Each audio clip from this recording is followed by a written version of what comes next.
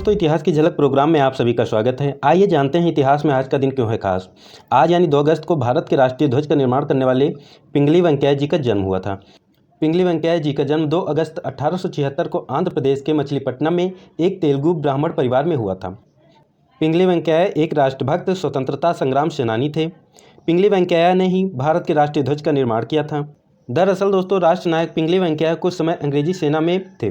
वहां उन्हें ब्रिटेन के झंडे यूनियन जैक को सलामी देनी पड़ती थी। यह उन्हें पसंद नहीं आया और उन्होंने भारत के लिए एक राष्ट्रीय ध्वज बनाने की ठान ली और उन्होंने 5 साल तक विश्व के कई देशों के झंडों का अध्ययन किया। अध्ययन करने के बाद 1921 में भारत के लिए राष्ट्रीय ध्वज तिरंगे का निर्माण किया।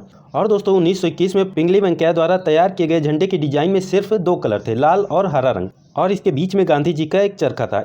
और फिर इसके बाद गांधी जी के सुझाव पर इसमें सफ़ेद रंग की पट्टी भी शामिल की गई। उसके बाद दोस्तों, इस झंडे का प्रयोग 1931 तक होता रहा। फिर उसके बाद दोस्तों 1931 में झंडे का वर्तमान रंग केसरिया, सफ़ेद और हरा रंग सामने आया। इसमें आगे चलकर अशोक चक्र को भी जोड़ा गया। यहीं आपको बता दें कि 22 जुलाई 1947 को तिरंगे के वर्तमान स्वरूप को संविधान सभा द्वारा स्वीकार किया गया था। आइए अब चर्चा कर लेते हैं तिरंगे के वर्तमान स्वरूप की। भारतीय राष्ट्रीय ध्वज में 3 रंग की 36 पट्टियां हैं। सबसे ऊपर केसरिया, बीच में सफ़ेद और नीचे गहरे हरे रंग की पट्टी है।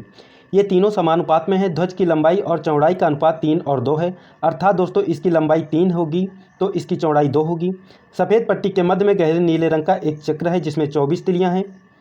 भारतीय राष्ट्रीय ध्वज में ऊपरी पट्टी में केसरिया रंग है जो देश की शक्ति और साहस को दर्शाता है। बीच में सफ़ेद पट्टी है जो धर्म चक्र के साथ शांति और सत्य का प्रतीक है। निचली हरी पट्टी उर्वरता, वृद्धि और भूमि की पवित्रता को दर्शाता है। अब बात कर लेते हैं इसके चक्र की। अगर सफ़ेद पट्टी में बने नीले गहरे रंग के चक्र की बात करें तो इस धर्म चक्र को विदिका चक्र कहते हैं, जो 3वीं शताब्दी ईसा पूर्व मौर्य सम्राट अशोक द्वारा बनाए गए सारनाथ मंदिर से लिया गया है। इस चक्र को प्रदर्शित करने का आशय यह है कि जीवन गतिशील है और रुकने का अर्थ मृत्यु है। इस वीडियो में दोस्तों हमने राष्ट्रीय ध्वज को बनाने वाले पिंगली वेंकैया जी के बारे में जाना और अपने राष्ट्रीय ध्वज के विषय में भी जाना। उम्मीद है दोस्तों ये वीडियो आपको अच्छा लगा होगा। अगर अच्छा लगा है तो प्लीज़ इसे लाइक, शेयर और सब्सक्राइब करें। Thank you.